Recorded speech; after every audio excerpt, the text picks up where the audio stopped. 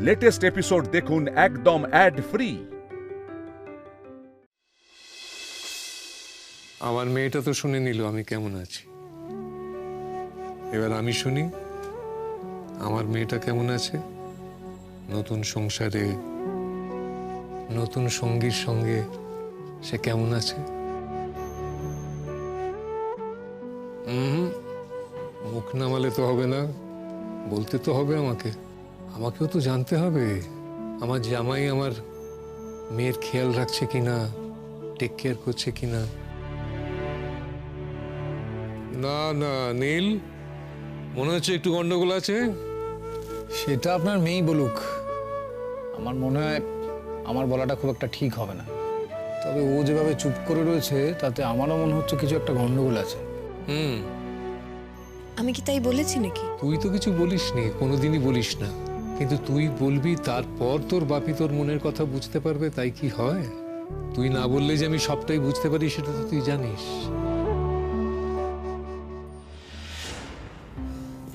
ওগুলো আমাকে যেতে বলবি না, ওদের মুখ দেখবো না, কথাও বলবো না।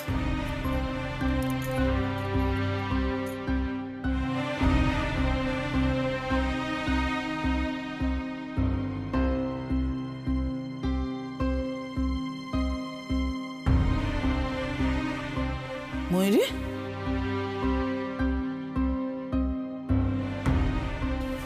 ময়ূরী কি হয়েছে রে মা? কিছু না। তাহলে এভাবে এসে বিছানার উপর বসে পড়লি যে, শরীর খারাপ করছে?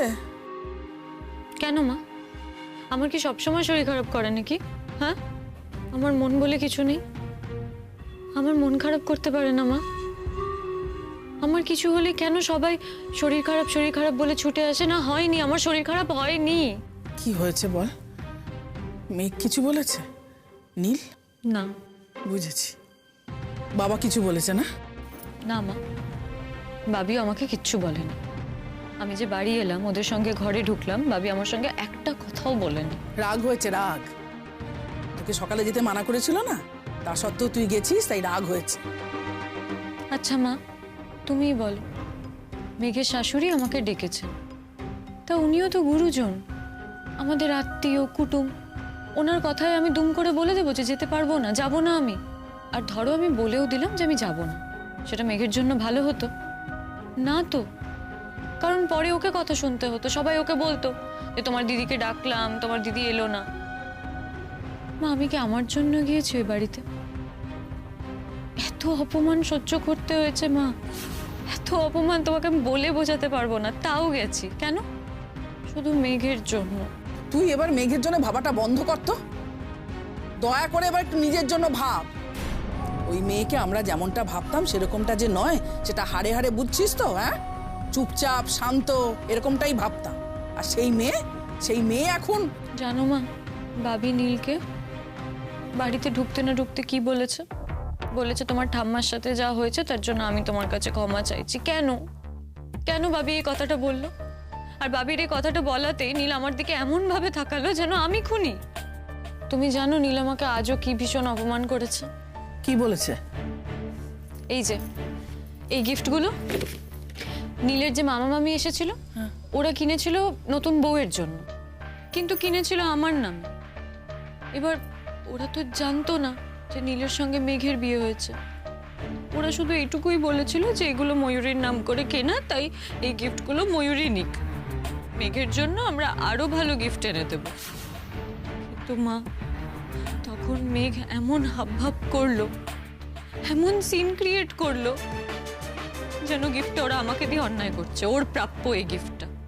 ব্যাস, বোধহয় নীল তাই জন্যই রেগে গেল। সবার সামনে এত কথা শোনালো মা, এত অপমান করলো। সব থেকে আমাকে অপমান করা না মা, তুমিই বলো। তুই কেন নিলি ওদের গিফটটা? নেবো নাই তো বলেছিলাম মা, কিন্তু ওরা জোর করলো, ইনসিস্ট করলো, বারবার করে নিতে বললো। তখন এই গিফটটা না নিলে সেটা অসভ্যতা হয়ে যেত। আমার সঙ্গে এরকম কেন হয় আমাকে একটু বলবে? আমি তো কারোর খারাপ চাই না গো।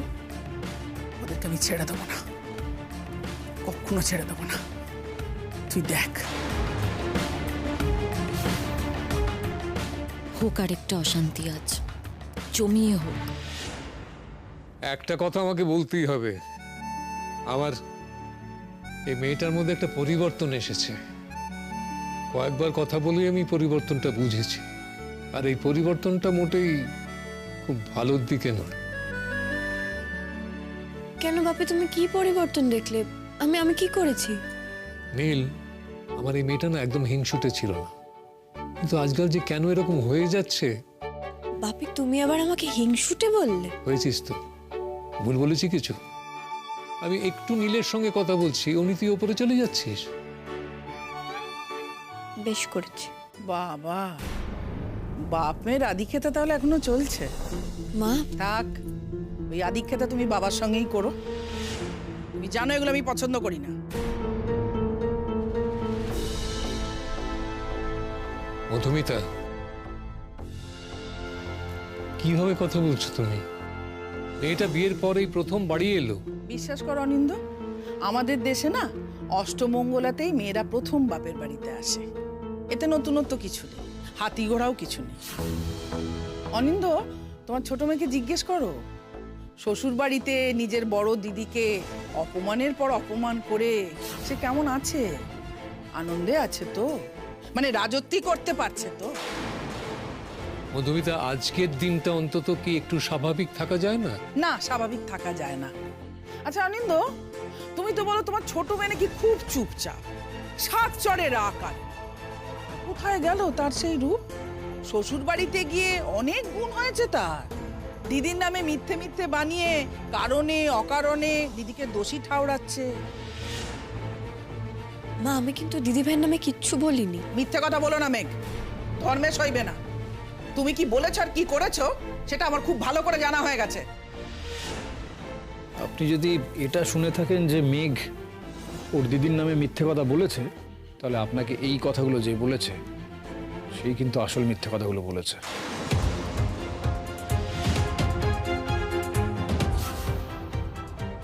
নীল, তুমি কিন্তু আমার বড় মেয়েকে বারবার এভাবে অপমান করতে পারো না।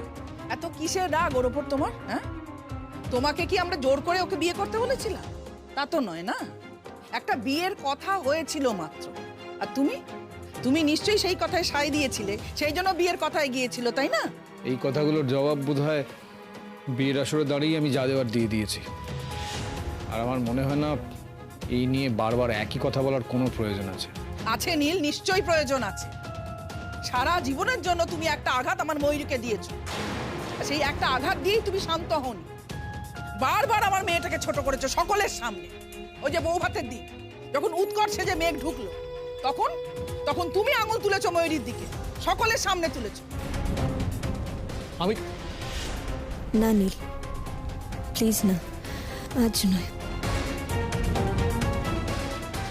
কি হলো? কি বলতে যাচ্ছিলে বলো?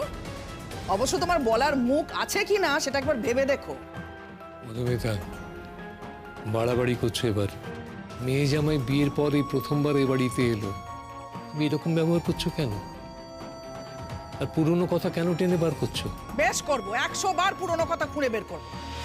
আমার মেয়ের চোখের জল যতদিন না শুকোবে ততদিন এই কথাগুলো একটাও পুরনো হবে না।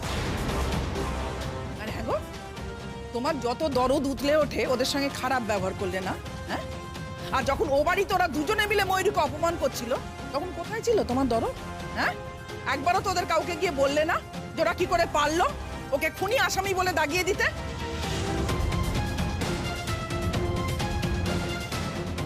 তোমার সঙ্গে কথা বলার কোনো অর্থ থাকছে না। ওই এক খাতে বইছে তোমার ভাবনা, তোমার কথার সমস্ত কিছু। হ্যাঁ, কারণ মানুষটাই এক আমি। এগোনি, তুমি একটা কথা বলো তো, তুমি নিজের চোখে দেখেছিলে ময়ূরী যে তোমার ঠাকুমাকে ওষুধটা দিয়েছিল, ওষুধ বদলে ভুল ওষুধ দিয়েছিল?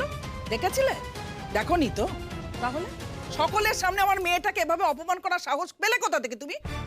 তুমি তো নাকি ছাত্র পড়াও, তাহলে আমার মনে হয় সেখানেও তুমি পার্সিয়ালিটি করো।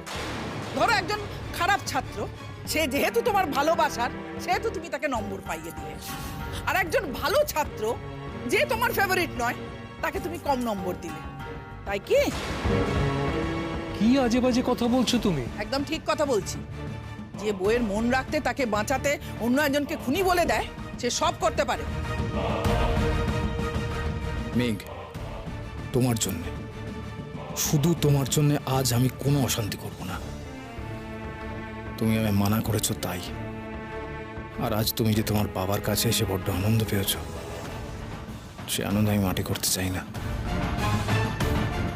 একটা কথা জেনে রাখো নীল, এই যে আমার বড় মেয়ে ময়ূরীকে দেখছো না, ওর মনটা না আকাশের মতো বড় আর উদার। আর তাই তুমি ওকে বিয়ের পিঁড়ি থেকে নামিয়ে দেবার পরেও শুধুমাত্র বোনের জন্য ও বাড়িতে থাকতে গেছে। হ্যাঁ, আর মেঘ, আরে তোর শরীরে কি এতটুকু কৃতজ্ঞতা বোধ নেই? হ্যাঁ, তুই জানিস যে কি মনের অবস্থা নিয়ে ও তোর পাশে পাশে থেকেছে সব সময়, আর সেই তুই নিজের বাড়ি থেকে ওকে অপমান করে তাড়িয়ে দিলি। মা, আমি কিন্তু দিদিভাইকে কিচ্ছু বলিনি। আমি ওকে চলেও যেতে বলিনি, ওকে আমি কোনো দায়ও দিইনি। তুমি ওকে জিজ্ঞেস করে দেখো, আমি তোকে সরিও বলেছি সকলের সামনে, এটাও বলেছি যে আমি ভুল করেছিলাম। চুপ কর। সে যে কেমন ভাবে বলেছিলি আমার খুব ভালো করে জানা হয়ে গেছে। সেই জন্য ওই বাড়ি থেকে অপমান মাথায় নিয়ে এ বাড়িতে চলে এল। মা, তুমি বিশ্বাস করো, দিদিভাইকে ও বাড়ির কেউ চলে যেতে বলেনি। ও বাড়ির সবাই দিদিভাইকে খুব ভালোবাসে। হ্যাঁ, সেইটাই তো তোর চক্ষুশূল হয়েছে। আমি ও বাড়ির বউ, আমার গুণগান কেউ গাইছে না, সবাই দিদিভার গুণগান গাইছে। এটা সহ্য করবি কি করে তুই? আরে বাবা, এটা যেখানে যেখানে দিদি তোর পাশে পাশে থাকবে না, সেখানে সেখানে এইটাই হবে। কারণ দিদিভাই ছাড়া তো তোর কিচ্ছু নেই। তুই কি করতে পারিস? তুই সুন্দর করে ম্যানিপুলেট করতে পারিস। এই যে বাড়িতে তোর বাবা সুন্দর করে ম্যানিপুলেট করেছিস, যাতে তোর বাবা কোনোদিন ময়ূরীর বাবা হওয়ার সুযোগই পায়। আর ও বাড়িতে গিয়ে নীলকে, না ভুল বলছি, ও বাড়িতে গিয়ে কেন, তার আগেই তুই নীলকে ম্যানিপুলেট করেছিস। না হলে বিয়ের আসরে এরকম কাণ্ড কেউ ঘটাতে পারে? কেউ ঘটাতে পারে। তুমি থামবে এবার? ভেতরের সমস্ত বিষ এখনো বার করোনি? আরো বাকি আছে? না, বের করা হয়নি। আর বিষের কথা বলছো না, বিষ আমার মনে নেই, বিষ তোমার ছোট মেয়ের মনে আছে, তোমার মনে আছে। এ নিয়ে আর একটা কথা যদি হয় না। কি করবে তুমি? কি করবে বলো? তাড়িয়ে দেবে আমাকে? মারবে? এর কোনোটাই করবো না, তার কারণ এই সমস্ত করার শিক্ষা বা মানসিকতা কোনোটাই আমার নেই। আর একটা কথা হলে আমি মেঘ আর নীলকে বলবো এখান থেকে চলে যেতে। দাঁড়িয়ে দাঁড়িয়ে অপমানিত হওয়ার কোনো দরকার নেই। যাক, এই তো মেয়ে জামাই এসে গেছে। চলুন চলুন, পুজোয় বসা যাক। আরে সূর্যাস্তের আগে তো পুজোটা সারতে হবে। হ্যাঁ হ্যাঁ, চলুন চলুন। নীল, এসো।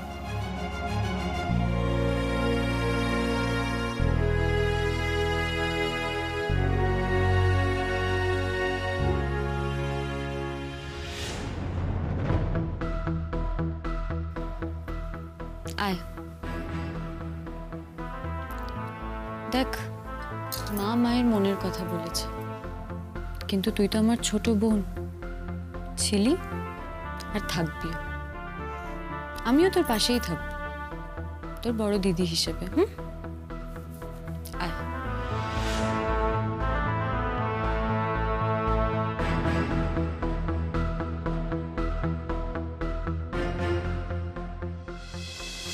ওং এই সূর্য সহস্রাংশ তেজ রাশি জগৎপতে অনুকম্পায় মাং ভক্তম গৃহ নার্গ দিবাকরম ওং নমো বিভস্বতে ব্রহ্মণবাস্বতে।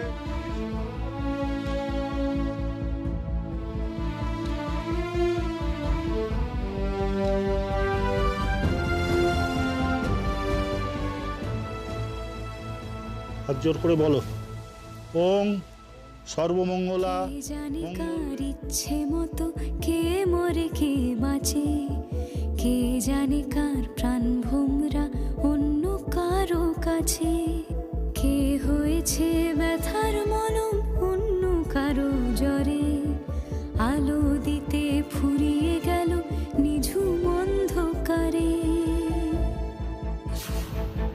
তার মন কেমন। আপনি ওখানে কেন? এদের পেছনে এসে গাঁট ছড়ার গিটটা খুলে দিন।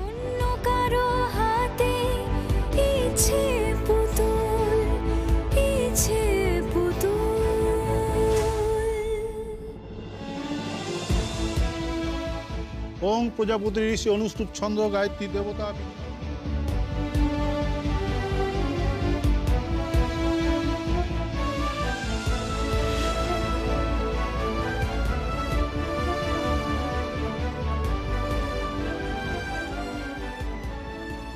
তো শুধু রিচুয়াল রে মেঘ, তোদের সত্যিকারের জোরও আমি টিকতে দেব না। সেটাও খুলে যাবে, আর সেটা খুলব আমি।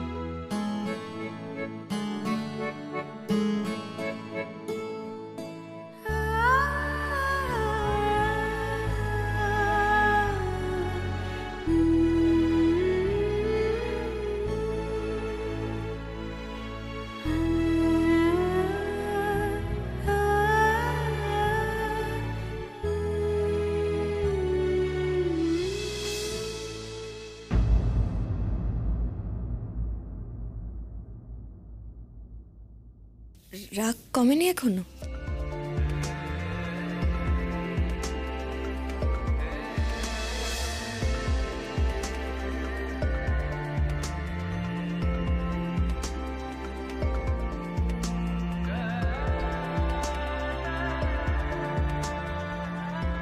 কথা বলবেন আমার সঙ্গে?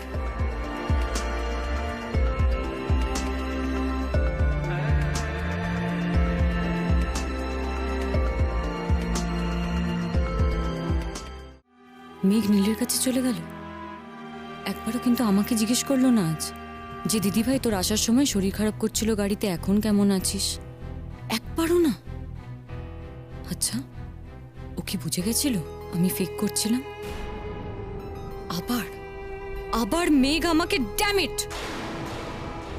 কেন কেন এটা হবে? কেন নীল এভাবে মেঘকে নিয়ে হ্যাপিলি লাইফ লিড করবে? কেন কেন আমাকে নীলের পাশে বসার জন্য এত কিছু প্ল্যান করতে হবে, এত মিথ্যে কথা বলতে হবে? আর ও নিজের অধিকারে ও নীলের পাশে বসবে।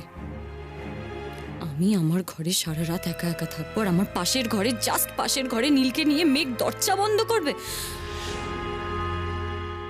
না না না, সবকিছু ঘটে যাচ্ছে শুধু মেঘের ফেভারে।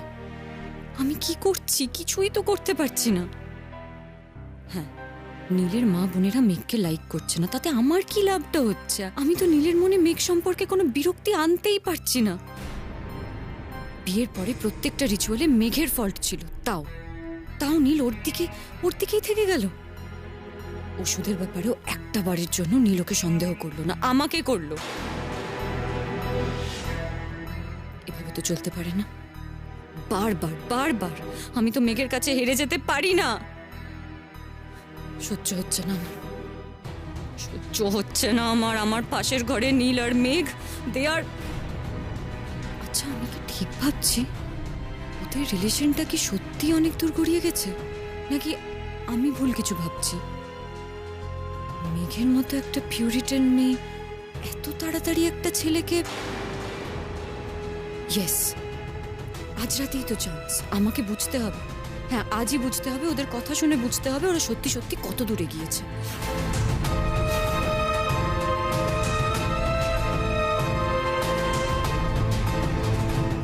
কোনো কথা বলবেন আমার সঙ্গে? তাকাবেও না আমার দিকে? এত রাগ? আরে বাবা, এত রাগ কেন করছো? এত রাগ করা নিশ্চয়ই কোনো কারণ আছে, সেই জন্য।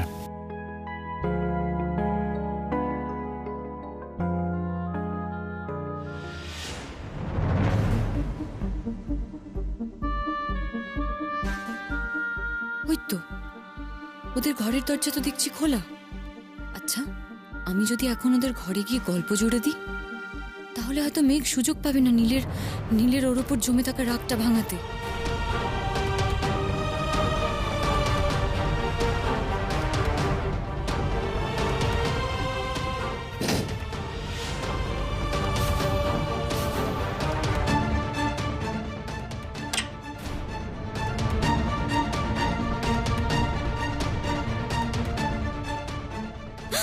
বন্ধ করে দিল দরজা?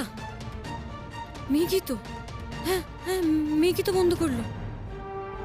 এত দূর এই বাড়িতে এসে ভাবি রয়েছে, মা রয়েছে, ও এসে নিজে দরজা বন্ধ করছে নীলকে নিয়ে। আমার একটু কথা আছে। আমার তোমার সঙ্গে কোনো কথা নেই। আমি তো তোমাকে কথা বলতে বলছি না, আমি তো আমার কথাগুলো তোমায় শুনতে বলছি।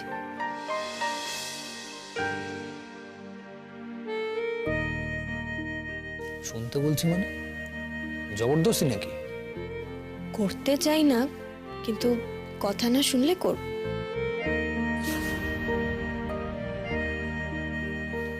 মেঘ, আমার না একদম ভালো লাগছে না এগুলো। আরে বাবা, কেন ভালো লাগছে না? কি ভালো লাগছে না? বুঝতে পারছো না? তুমি আজকে বাড়িতে যেটা করেছো সেটা যদি অন্য কেউ করতো না, আমি তার সঙ্গে বেরোতাম না। শুধুমাত্র তোমার বাবা বলেছে বলে আমি থ্যাংক এসেছি। ইউ। আমি তোমার থ্যাংক ইউর জন্য কিছু করিনি কিন্তু। জানি তো। তাহলে থ্যাঙ্কস বলছো কেন? এত রাগ করলে আমি সব কথা বলবো কি করে? একটা শাড়ি দেওয়া নেওয়া নিয়ে তুমি আমার সঙ্গে ঠিক করে কথাও বলবে না? শাড়ি দেওয়া নেওয়াটা ব্যাপার নয় মেঘ। ওরা যেভাবে তোমাকে দিয়েছে আমার আপত্তিটা সেখানে। তুমি যদি এটা বুঝতে না পারো তাহলে আর আমার তোমাকে কিছু বলার নেই। আমি বুঝেছি। দেখো, আমি তোমার স্টুডেন্ট হয়ে বুঝে গেলাম আর তুমি আমার টিচার হয়ে বুঝতে পারছো না। দেখো, শাড়িটা ওখানে নেওয়া ছাড়া আমার কাছে আর উপায় ছিল না। এই কথাটা আমি বিশ্বাস করি না মেঘ। তুমি স্ট্রেট ওয়ে রিফিউজ করে দিতে পারতো। স্ট্রেট রিফিউজটা কাকে করতাম আমি? তোমার বাবা মাকে? আমি ওদের কি করে বলতাম যে ওনারা আমাকে যে গিফটটা দিচ্ছে সেটা আমি নেব না? এটা ওদের অসম্মান হতো না?